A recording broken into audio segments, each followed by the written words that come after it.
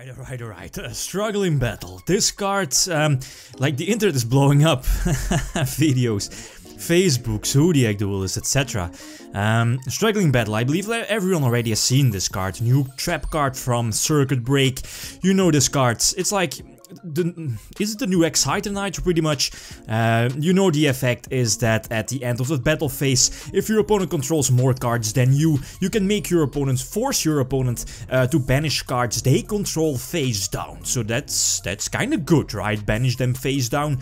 And something crucial is that if you don't control any cards, you can immediately activate it from your hand. So, you know, if your opponent sets up his entire field, since, let's face it, Yu-Gi-Oh! Nowadays is pretty much like set up your big board, and then it's up to your opponent to break your big board and let him, or at least, yeah, hopefully he does not set up his immediate at least big board. So the fact that you can, at least you are letting your opponent start, right? You go second, you draw the 6th card, and then go into the battle phase. You don't need to control any monsters for going into the battle phase, and then at the end of the battle phase, you can immediately activate your struggling battle, your trap card from your hand. So then, since you don't control any cards, your opponent has to banish face down cards equal to the amount of cards you control, which is currently 1, since you're activating struggling battle. So your opponent can only still control 1 card, probably their most important card, right? If you're playing against something like Masterpiece, Turbo, or Deck, or whatever, they're probably keeping the Masterpiece on the field. Well, my first reaction to this card when I read the effect was like, whoa, what the fuck is this bullshit? But then after a couple of minutes, like the whole effect sinking through, and then I was actually asking myself, like, how many times is this card actually going off and getting like I'll show a couple of replays, like how many times is this card actually going off full potential, right? You obviously are going second, so I don't see this card being main decked. Of course there will be, like in a tournament, in a regionals or YCS, there is always that one guy, like round number 2 or 3, first game he activates this card and you lose since you didn't expect it.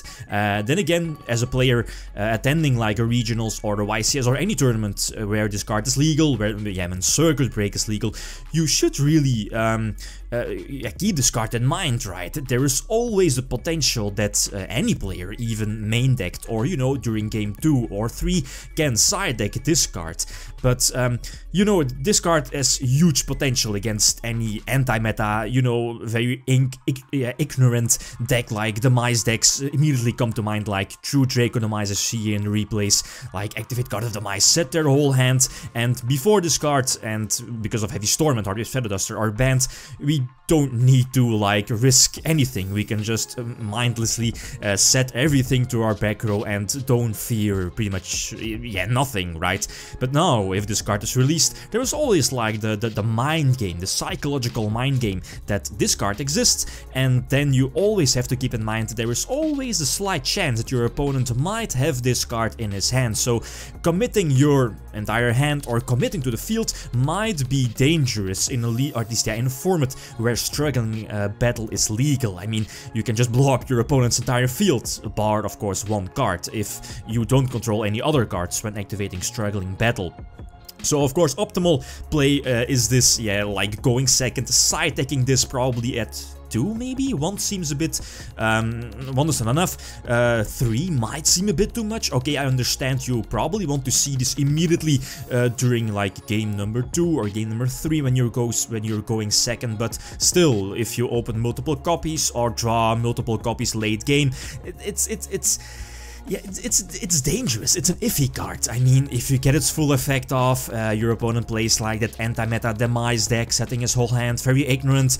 Okay, Struggling Battle is a fantastic card, broken card, but let's face it, like, when this card is legal, people will keep it in mind, unless they are, of course, very ignorant. So I'm not really sure about this card. The effect is definitely very good, but realistically, I don't know. It's again a very good card, but if you take a look at the YCS, like multiple rounds, YCS or big regionals, like a lot of rounds, a lot of matches need to be played. How consistent is this card? And are you going to risk side decking, well, or main decking this card over other mass destruction cards that are probably more consistent? Maybe Slumber, Darkhole, etc. You know, so. It's of course a very good card, and as you see here in the replays, if you get it off, it's all fine and dandy. But then again, also like playtesting against the true King Yang Zing build, they also have the option to, you know, negate cards, playtesting against Invoked as well with Makaba. To negate a possible trap card if they have a trap card in hand. Not too common, but it's still the option, so I don't know. This is also testing Sync Samurai with the new support, but this is the old, well, yeah, this is YgoPro Percy's edition, not the YgoPro Link edition. And you know, here in the replays, the two Exciton monsters at the same time on the board is of course not possible during Link format and Circuit Break format when it's released during Link format. So I'm definitely trying out 6 Samurais in the new YgoPro Link update. And yeah, decklist of course will follow very, very soon. So Struggling Battle, great card, great effect, but I don't know. Realistically, I think the psychological aspect of this card is going to be much more important. That the fact that there is always a slight chance that your opponent A is possibly main or side taking it, and B, there is always of course a chance of him opening with it, and then yeah, there is the risk like, should I commit to the field, should I not commit to the field, should I only set one back row, you know how it is. But okay guys, that's it. Thanks for watching and feel free to leave a comment or like if you enjoyed the video. Lithium signing out. Peace.